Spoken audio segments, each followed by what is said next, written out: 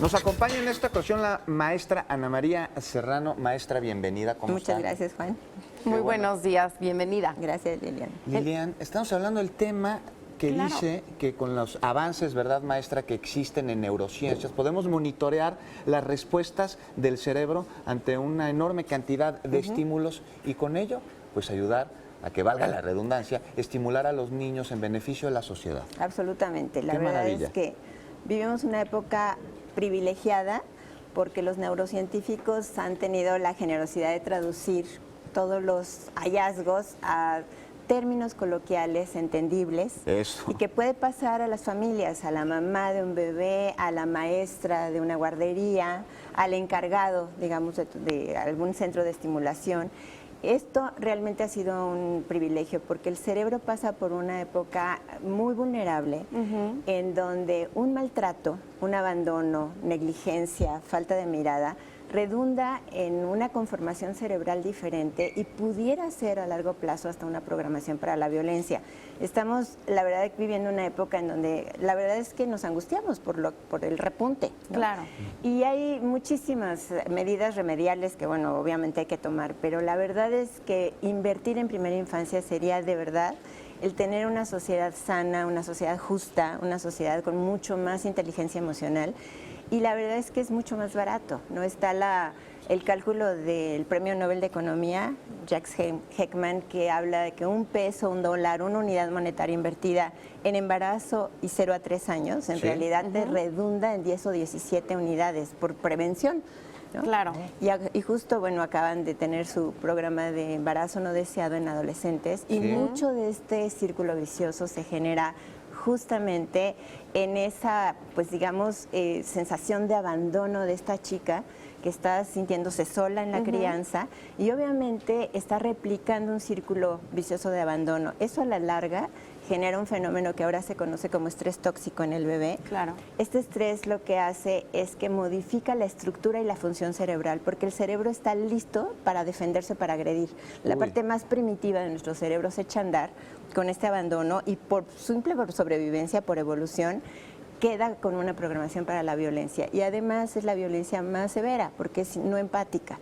Una respuesta Claro. adaptativa, Lilian. Sí, sería. porque sobre todo estoy entendiendo de que desde embarazo nosotros le vamos dando información al cerebro y al bebé, ¿no? Que posiblemente no lo va a entender de una manera pues racional para el día de mañana. Es decir, es que mi mamá no me quería o sí me quería, sin embargo, está percibiendo lo que la mamá le está comunicando a este bebé. Y todo esto el día de mañana va a permear en quién se va a convertir en un futuro, ¿no? Esto es muy cierto, ¿no? Porque uno diría, bueno, un maltrato a un bebé en el embarazo, digamos, o a un bebé de 6 meses, pues ni se acuerda, ¿no? Es como la lógica. Y sin embargo, hay otra memoria que es una memoria implícita, que bueno, de manera coloquial yo diría que es de la panza y del corazón, que realmente te queda una programación para seguir actuando de esa manera defensiva. Entonces, realmente es muy grave. Ahora, tampoco es como para que una mamá embarazada diga tuve un mal día y esto ya realmente está Pero muy es mal. más que nada amarlo desde que una se está embarazando, Es amarlo desde ¿no? que está embarazada. Y un mal día no pasa nada,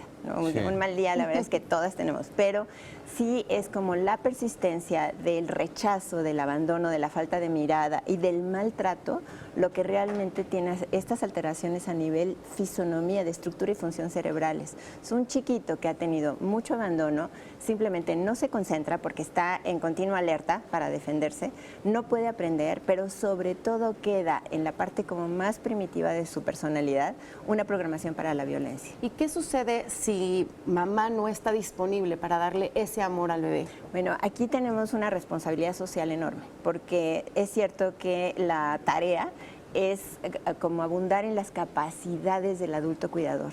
Entonces, de verdad que aquí es donde nosotros necesitamos cobijar esa mamá adolescente o esa mamá, digamos, vulnerable que está, ayudarla, apoyarla, sin generar culpa, porque esto incrementa su propio estrés, sí, claro, sino con comprensión, con compasión, con acompañamiento y educación.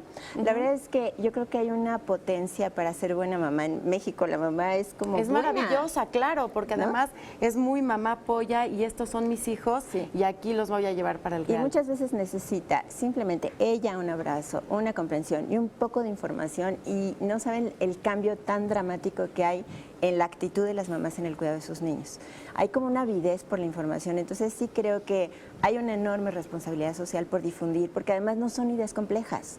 Claro. El hecho de leerle a un bebé en el regazo, de jugar con él, y no necesariamente los medios de comunicación, esto es bien paradójico, porque uno diría, bueno, a lo mejor en la cercanía muy pronta para un celular o para una tablet no va por ahí. Claro. Simplemente no va por ahí. El cerebro está hecho para encenderse en tercera dimensión y en interacción vibracional. La empatía, maestra, ayudar a las personas. Absolutamente. Pues muchísimas gracias por haber estado con nosotros. Gran tema, ¿no, Liliana? Gran tema, la verdad es de que es un tema muy grande y sobre todo pues poder nosotros entender de que si conocen a alguna mamá adolescente o alguna mamá que esté embarazada o próxima a ser madre, pues denle un abrazo de contención. Esto finalmente va a ayudar muchísimo. Vamos